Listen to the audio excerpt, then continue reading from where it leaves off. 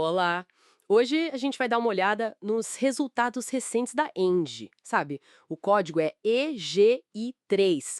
O lucro, que é o número que todo mundo olha primeiro, veio com uma queda, meio forte. Exato. Mas será que é só isso? Vamos investigar também a geração de caixa, os dividendos, para entender melhor o que está acontecendo com a empresa agora. Isso, a ideia é essa mesma. E um pouco além dessa manchete do lucro líquido, né? Tentar colocar os números em contexto, ver o que eles indicam de verdade sobre a fase da Engie e o que dá para esperar. Perfeito. Olha, se esse tipo de análise mais a fundo te interessa, já aproveita, deixa aquele like e se inscreve aqui no canal rapidinho, para não perder as próximas conversas, tá? Isso aí. Bom, vamos lá. Começando pelo que mais chamou atenção. O lucro da Engie caiu 41% no segundo trimestre de 2025, ficou ali em 517 milhões de reais. O que explica isso, hein? Olha, o que pegou mesmo foi o resultado financeiro, ficou bem negativo, sabe? 800 milhões de reais. Se comparar com 2024, no mesmo período tinha sido negativo em 500 milhões. Nossa, aumentou bastante o negativo. Sim, e isso reflete duas coisas principalmente: as taxas de juros, que continuam altas, né? E também um endividamento maior da companhia. A Indy está bem no meio de um ciclo bem intenso de investimentos, e isso deve ir até meados de 2027. Ah, então peraí, essa dívida maior não é só um problema. Tá ligado a um plano de crescimento, é isso? Tipo, estão investindo para crescer lá na frente. Pressiona o lucro agora, no curto prazo. Sim, pressiona.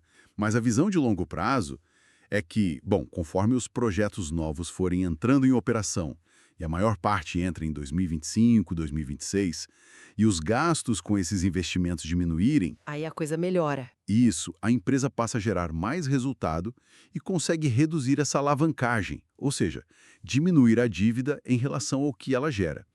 Ah, e tem outro ponto. Qual? O lucro de 2024, que a gente está usando para comparar, ele foi meio que turbinado, sabe?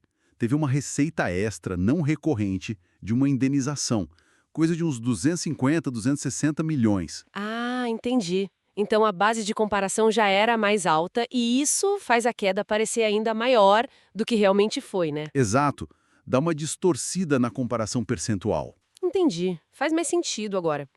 E, apesar desse cenário de lucro menor, teve alguma coisa boa para tirar desse trimestre? Algum ponto positivo? Teve sim alguns contrapesos importantes. Por exemplo, a receita no segmento de transmissão ela cresceu bem, chegou a quase 300 milhões de reais. Hum, E também o resultado que vem da participação na TAG, aquela empresa de gasoduto, sabe? Vem via equivalência patrimonial, que é basicamente a fatia da Engie no lucro deles.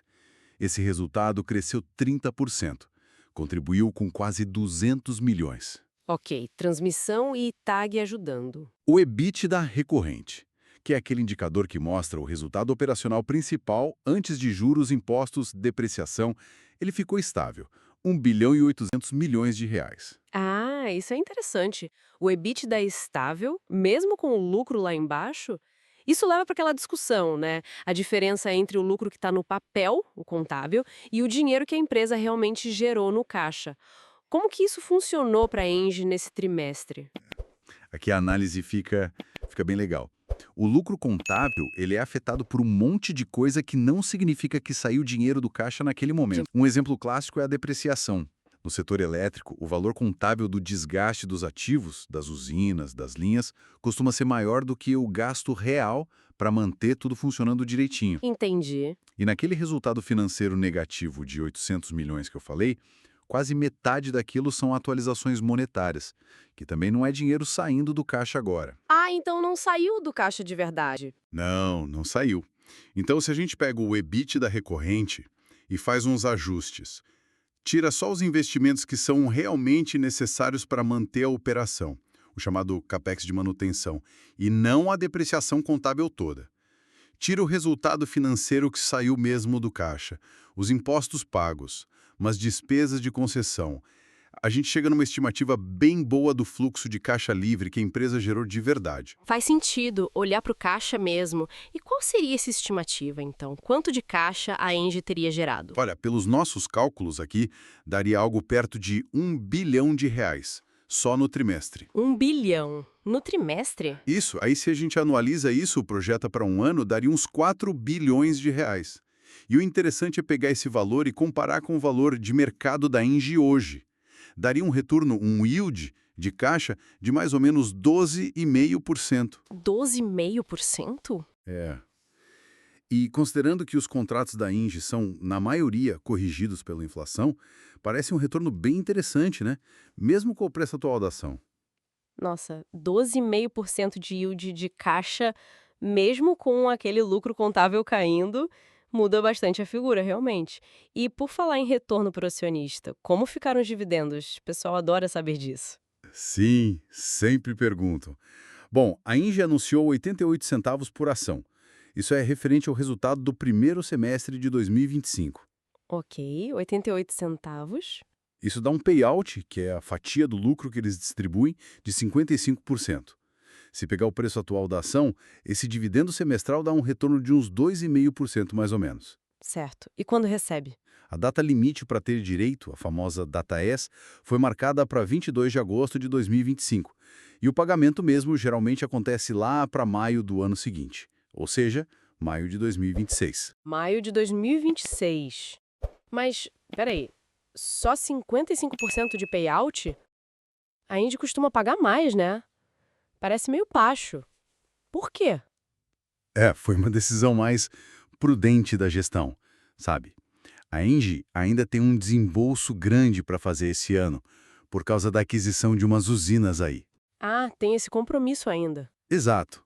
Então, é bem possível que lá no segundo anúncio de dividendos do ano, referente ao segundo semestre, eles compensem um pouco e aumentem o payout total do ano, sabe? Pode ser. E olhando mais para frente, a expectativa é que o volume de investimento caia bastante a partir de 2026. Isso pode abrir espaço para voltarem a pagar dividendos mais robustos. Entendi. Faz sentido essa cautela agora, então. Ótimo. Então, só para a gente capitular a análise da Engie, a gente viu uma queda no lucro líquido, né, principalmente por causa do resultado financeiro, no momento de muito investimento e também com aquela base de comparação de 2024 meio inflada. Isso. Mas, por outro lado, quando a gente olha para a geração de caixa, a história parece diferente, parece mais forte do que o lucro sozinho sugere, indicando um retorno interessante nos preços atuais. Exato. E os dividendos anunciados agora foram mais conservadores, refletindo esses investimentos que ainda estão acontecendo. Perfeito. É uma leitura que tenta, assim, ir além do número que grita na manchete, né? A queda no lucro tem todo esse contexto do ciclo de investimentos para crescer lá na frente e o fluxo de caixa ajustado sinaliza que a rentabilidade ali da operação principal continua sólida. Exato. Isso até levanta uma questão interessante para a gente pensar, né? Como é que a gente avalia financeiramente uma empresa que está passando por uma fase de investimento tão intensa assim, onde o lucro contábil pode não contar toda a história da saúde financeira dela naquele momento? E para quem acompanhou a nossa conversa até aqui, qual parte dessa análise da Engie te chamou mais atenção? Foi essa diferença grande entre o lucro que está no relatório e o dinheiro que realmente entrou no caixa? Ou foi mais a estratégia de investimento? E como ela impacta agora e lá na frente, inclusive nos dividendos? Deixa um comentário aqui embaixo contando pra gente qual foi a sua percepção sobre essa parte da discussão. E claro, né, se essa conversa foi útil para você, não esquece de deixar o like, confere se já está inscrito ou inscrita aqui no canal e ativa o sininho das notificações para receber o aviso das próximas análises. Combinado? Lembrando... Esse conteúdo não é uma recomendação de investimentos. Um abraço e até a próxima.